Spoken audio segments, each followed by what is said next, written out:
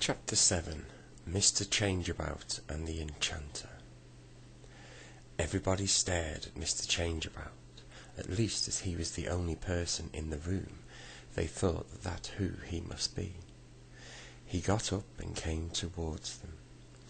He was a fat, comfortable-looking person, with a broad smile on his face.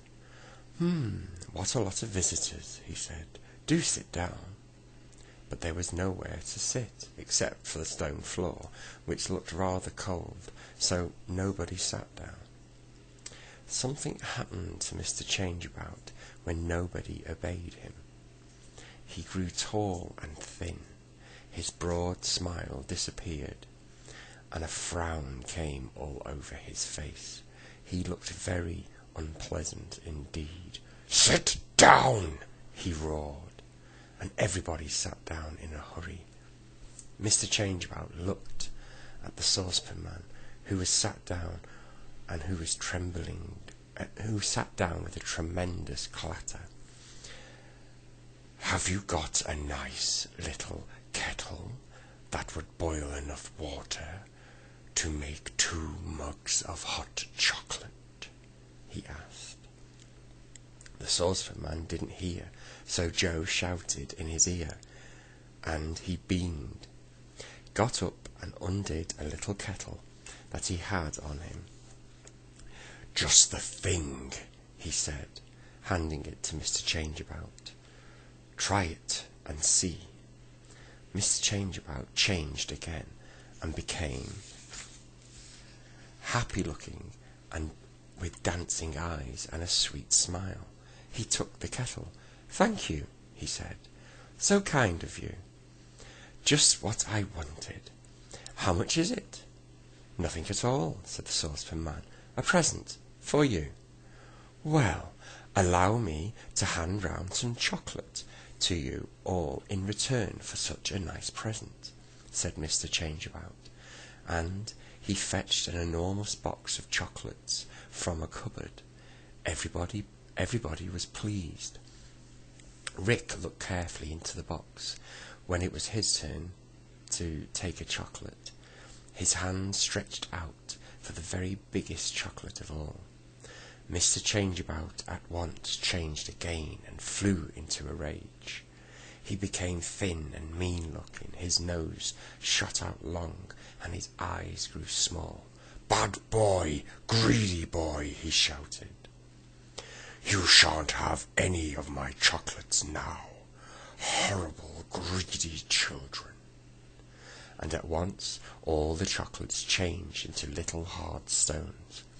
Beth had hers in her mouth, and she spat it out at once. The others looked disgusted. The old saucepan man gave a yell.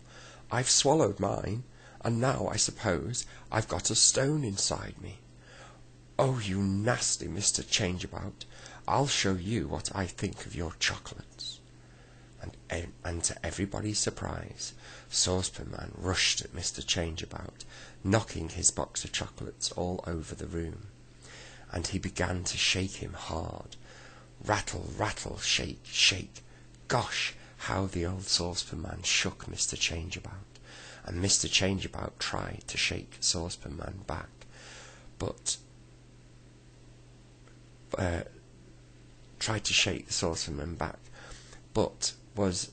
what was the good of that? Saucepan was covered in pots and pans, and nobody could possibly shake about without hurting themselves. Clang, clatter, clash! The kettles and saucepans made an enormous noise, and everybody began to laugh, because really Saucepan Man looked too funny for words, dancing about on the floor, pushing and shaking Mr. Changeabout. Mr. Changeabout suddenly got very big and fierce-looking, but old Saucepan Man didn't seem to mind at all. He just went on shaking and pushing him, and shouted, "The bigger you are, the more of you there is to punish." So then Mr. Changeabout got very small as a mouse, and ran squeaking across the floor, and popped into the kettle, and put the lid on. Oh, Saucepan Man, whatever will you do next? No, sorry, I've read that wrong. Sorry. The bigger you are, the more of you there is to punish. So then Mr. Changeabout got very small, small as a mouse, and ran squealing across the floor in fright. Quick as lightning, Saucepan picked him up and popped him into a kettle and put the lid on. Oh, Saucepan, whatever will you do next? Said Joe, wiping tears of laughter from his eyes. I've never seen such a funny sight in all my life.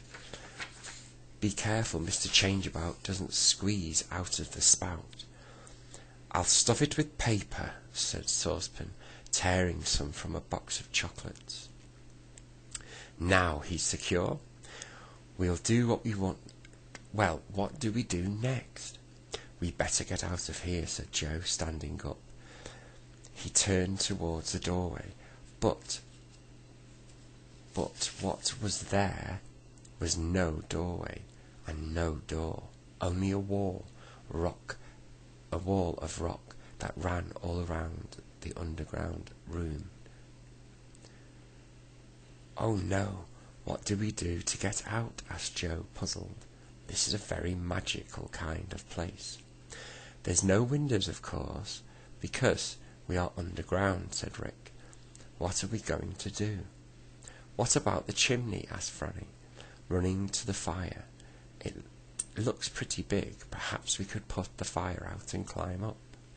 Well, that looks like our only chance of getting out of here, said Joe. He looked around for some water to put out the fire. He saw a water pump by the well and went to it. He put the bucket underneath the water and pumped the handle up and down.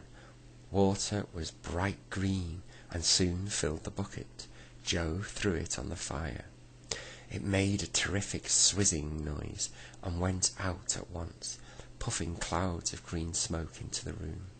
Joe stepped into the dead fire and looked up the chimney.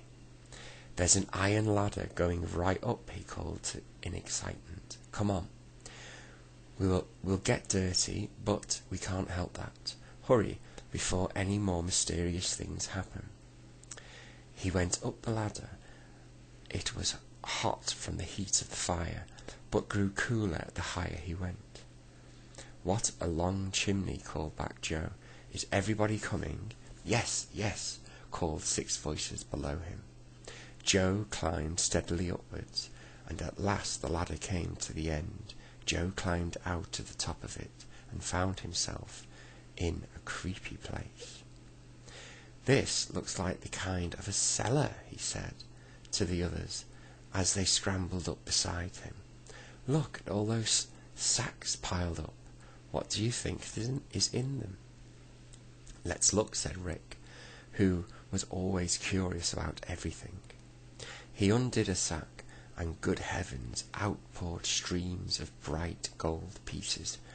Everyone looked in amazement. Somebody very rich must live here, said Joe at last. I've never seen so much gold. I can't believe that all the sacks are full of it. He undid another sack, and out poured gold again, just as everyone was running their fingers through it, marvelling at the gleam and shine of so much gold. They heard quick footsteps outside.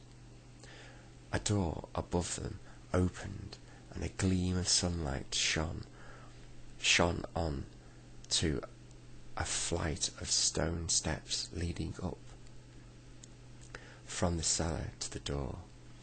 A tall man in a pointed hat looked down. Gosh, it's an enchanter, whispered Moonface in a fright. We must still be in the land of spells.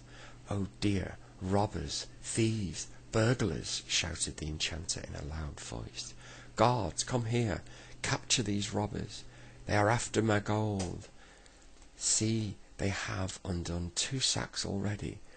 We don't want your gold, cried Rick. We only want to know what was in all the sacks. I don't believe you, cried the enchanter, as about a dozen small elves came running past him. and down the steps to the cellar. "Capture them, guards, and lock them up."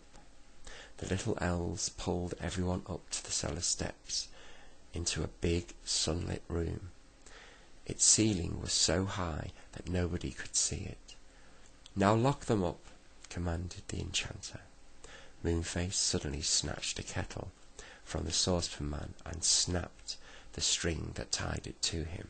He went towards the enchanter fiercely. "Wait," he cried, much to the surprise of all the others. "Wait, before you do this foolish thing. I am an enchanter too, and in this kettle I have Mr. Changeabout. Yes, he is a prisoner there, and let me tell you this, that if you dare to lock me up, I will put you into this kettle too, with Mr. Changeabout." For the kettle came from the kettle came a small squealing voice. "Set me free! Enchanter, set me free!" "Oh, do set me free." The enchanter turned quite pale. He knew it was Mr. Changeabout. He knew Mr. Changeabout's voice. "This is most peculiar," he said. "How did you capture Mr. Changeabout?" "He is a very powerful person, and a great friend of mine." "Oh, I'm not going to tell you what magic I used," said Moonface boldly. "Now, are you going to let us go, or shall I put you in this kettle too?" "I'll let you go," said the enchanter, and he waved them all towards a door at the end of the room. "You may leave at once." Everyone rushed to the door gladly. They all ran through it, expecting to be coming out into the sunshine, but they didn't. The enchanter had played a trick on them. They found themselves going up many hundreds of stairs, up and up and up and up they went. They came to the top. There was nothing but a round room, with one small window, a bench that stood at one end, and a table at the other. The enchanter's voice floated up to them. "Ha ha ha! I've got you nicely now. I'm going to get my friend Wizard Willie, and he'll soon tell me how to deal with robbers like you." "We are in a trap," groaned Joe. "Moonface, you were very clever and very brave, but honestly, we are worse off now than ever. I simply don't see any way out of this at all."